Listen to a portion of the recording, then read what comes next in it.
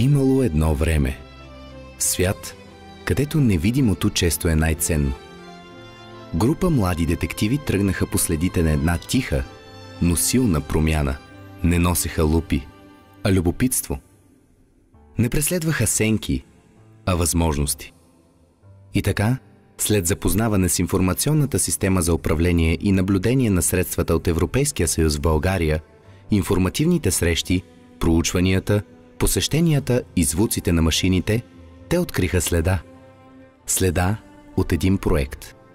Проект, който видяха на пръв поглед сложен, но който променяше бъдещето. Всяка автоматизирана стъпка към прогреса. Това беше ефективно използване на ресурсите в К2 ООД, финансиран от Оперативна програма за иновации и конкурентоспособност 2014-2020. Един европроект, който е снабдил фирмата с не просто машини, а с нов ритъм.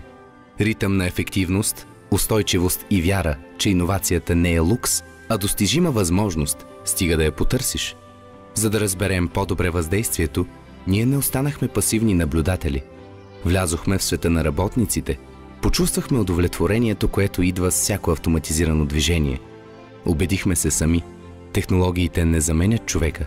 Те го освобождават да мисли, да твори, да расте. Защото европейското финансиране е скрит компас за онези, които търсят пътя към по-добро утре. А ние? Ние сме детективите на европейски проекти. И мисията ни е да разкрием онова, което си струва да бъде разказано. Истории не за вълшебства, а за реални промени.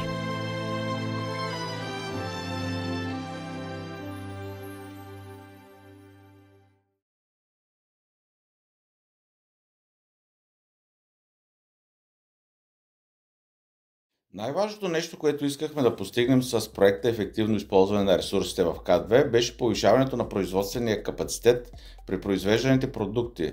Също така намаляване на суровините, материалите и ресурсите, с които се произвеждат тези продукти. Освен това, искахме да намалим и производствените разходи. Искахме да намалим зависимостта си от липсата на квалифицирани кадри в специалността. Какви машини бяха закупени и внедрени по проекта?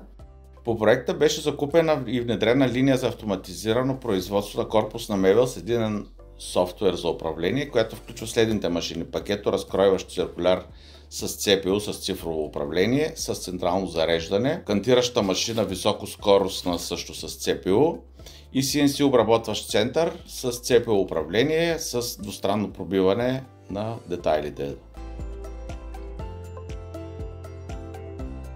Управлението на машините се извършва от единен софтуер, което позволява по-висока автоматизация, намаля времето необходимо за работа и по-бързо изпълнение на операциите. Също така новите машини и софтуер позволяват с тях да се обработват много повече детайли и по-ефективно да се извършва работа, по-качествено. Намалят и нуждата от високо квалифицирани специалисти. Повишихме много качеството на продукцията, също така направихме труда на операторите по-лек. Линията за автоматично производство на корпусна мебел увеличи производителността с повече от 20% на годишна база. Намалихме нуждата от човешка намеса при изпълнение на операции и работа с машините. Какво бихте посъветвали потенциалните кандидати относно кандидатстването и изпълнението на европейски проекти? Бих им препоръчал да не се плашат от на пръв поглед сложната материя, в която попадат. Тези програми са направени с цел да подпомагат все още стабилизиращия се бизнес в България и наистина работят много ефективно. Трудно е само началото, нещата са ясно регламентирани, прозрачни. Горещо препоръчвам на всички да се възползват от възможности за еврофинансиране. В момента имаме изпълнени още 3 проекта. Един е възстановяване на малки и средни предприятия чрез подобряване на енергийната ефективност. Изпълнили сме успешно проект технологична модернизация на предприятията. Също така и проект подкрепа за прехода към кръгова икономика. В момента изпълняваме проект адаптирана работна среда и стартираме успешно внедряване на иновации в К2.